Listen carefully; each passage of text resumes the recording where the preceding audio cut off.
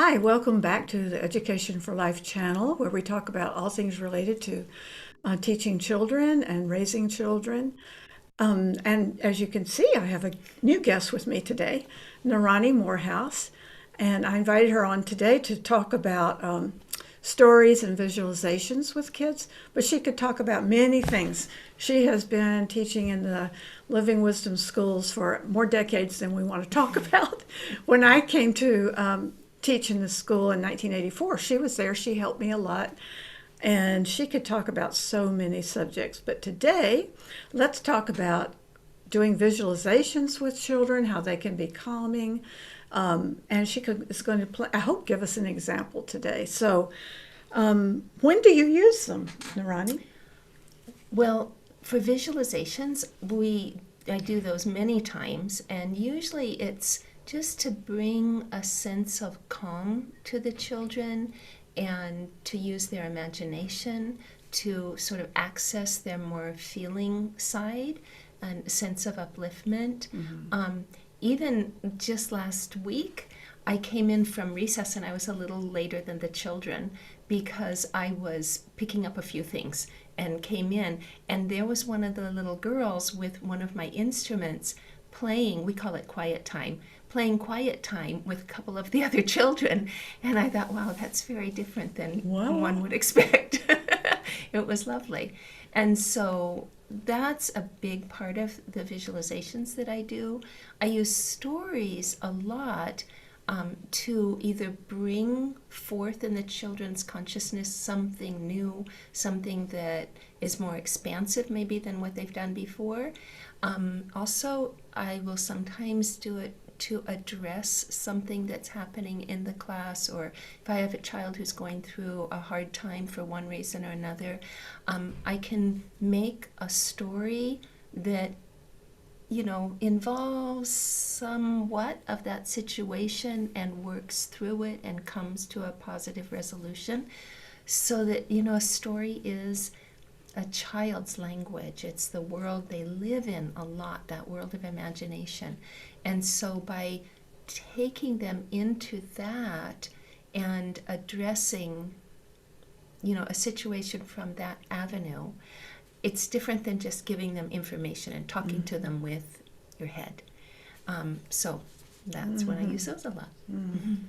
I know that in the book Education for Life, there are several examples or two or three, of visualizations that seem like they all have to do with nature. And I know you like to do them with animals.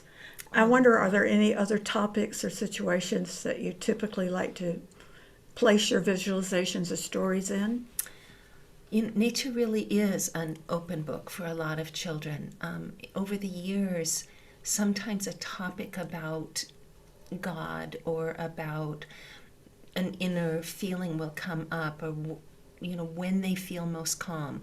And it's very, very common that that's in a time of nature, in an experience with nature. So that really is an open channel for a lot of children. So I do a lot of that. I do animals. I will do like little children if I'm working, say, with third graders or something like that. Even sometimes with my younger kids, I'll use babies. It's something that touches their heart, that opens their heart, and where they are maybe either the older one, or that the animal sometimes teaches, but also sometimes they give to the animal. And so it's sort of for me, really, it comes from what do I feel like my children are in tune with, and walking through that door with them. Yes. Well, we recently did a video with Irene Schulman, and she talked about entering the child's world. Uh-huh. So it's very closely related there. I think the best way for people to get an idea of what we're talking about is for you to actually demonstrate and do a short visualization with us. Okay. So we can have that feeling ourselves. Okay, let's see. Let me think. Well, we were outside a lot today doing an exploring time in nature. and we were on a mountain. So On a mountain. yeah, we climbed up to the top of Badrinath.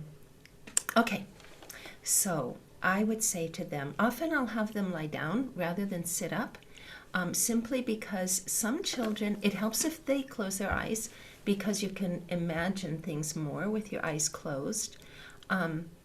And for some children, they're nervous about closing their eyes because someone else might be looking at them. Somebody else might be peeking, you know. And so if they are laying on the ground, laying flat, and their eyes are closed, no one's going to see them. And I also have little soft Eye pillows? polar fleece mask, eye covers that they can use, and they sometimes will feel safer closing their eyes that way. It'll take the attention off of them and from them off of other children. So that's just a little hint. Let me just add that Narani taught me that thing about kids don't like to close their eyes sitting up in a circle.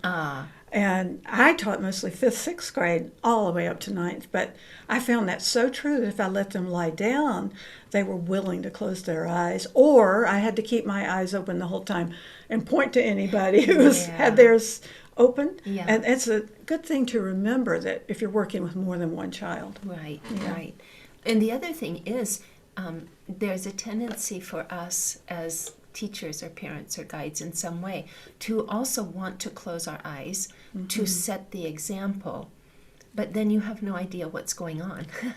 And so if you can keep your eyes open, you can tune in more deeply. If some kids are a little bit restless, you can change what you're doing to, you know, and now feel your arms as if they're floating on the ocean, or whatever is going on, you can sort of put it into what you're doing and address it without having to point or to, you certainly don't want to call a name in the middle of a visualization.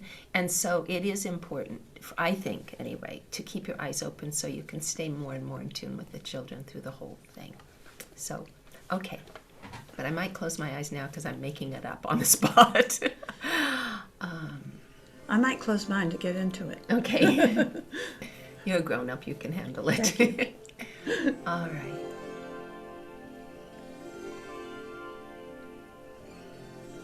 Imagine that you're sitting at the top of a beautiful mountain.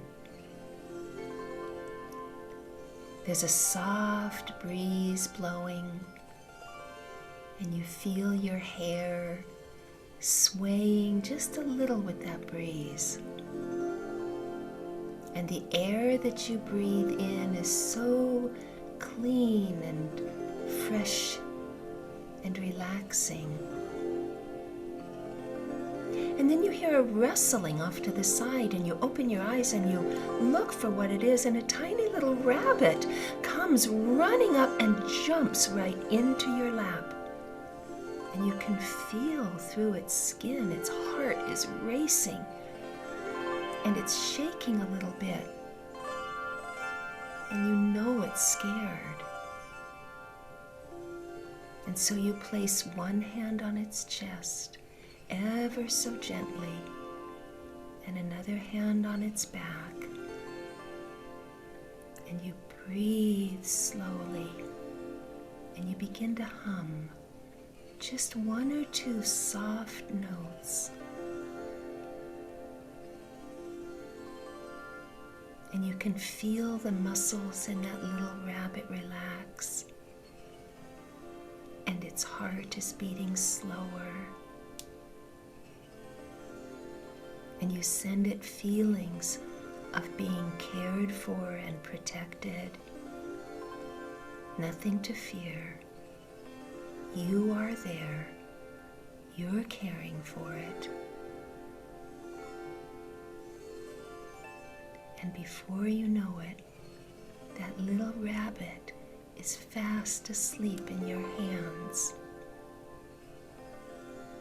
And you hold it and continue to give it your care and your strength until you feel it give a little shake and look at you right in your eyes, and off it hops, happy as can be. And then you can open your eyes. Wow. So that was beautiful. When you get the kids this calm and centered, what would you do next with them? We usually stay quiet for just a little bit. We usually have pillows and things like that. So I'll say, completely silently, let's put your pillows back. And then it depends on what we're doing next. But there's just a gentle transition. It's school, so we always have something to do. And we usually do this when we come in from recess. I see. And so it just calms things down, it lifts them up, and we're ready to work or whatever else we're doing. Yes. It's beautiful on so many levels, both the calming, but also, and I think even primarily, to give the children an experience of giving to something, and expanding their consciousness beyond their limited selves, to feel their power that they can give. Yeah. It's beautiful. Well, and when that came to mind, I thought, because I have someone right now who's a little bit scared of things. And so if you put them in the position of being the one who gives the care and gives that sense of protection, it just, it's like it empowers them in a way that where instead of feeling like helpless, Yeah. Or that things are too wild going on around them or something, that they have something like that they have to give, and if they have to give it, it's within them. So anyway. It's important that the parent or teacher doing this has that calm too in order to produce that. And I can imagine people out there who are watching this saying, but what were those beautiful sounds? What was that instrument? I'm not a musician. I can't do that. So this is actually a zither. And really, it's an old auto harp that I got at a thrift shop. And I just took because I knew someone who had a really nice zither. They had the official thing, but I couldn't afford that. So I took the chord bars off, and then they told me how to tune the strings. So this is tuned to the key of C. I'm not a musician. So it doesn't matter. You can't play it wrong. You just strum. My little girl who was doing it earlier, she just has, this is a little piece of felt. And she was just sitting there. You can do anything you want. So if you can find an old auto harp and you can just tune the strings to that's lovely. It's really, you can't play it wrong. Lovely. Thank you so much for coming to be with us and sharing welcome. that, Narani. And I hope you got something out of that and can use some of these ideas. Or at least I know you must have enjoyed that calm, beautiful feeling that Narani helped us to tune into. Oh, thank you. And remember, until next time, to be awake and ready for all of life's opportunities, challenges, and joys.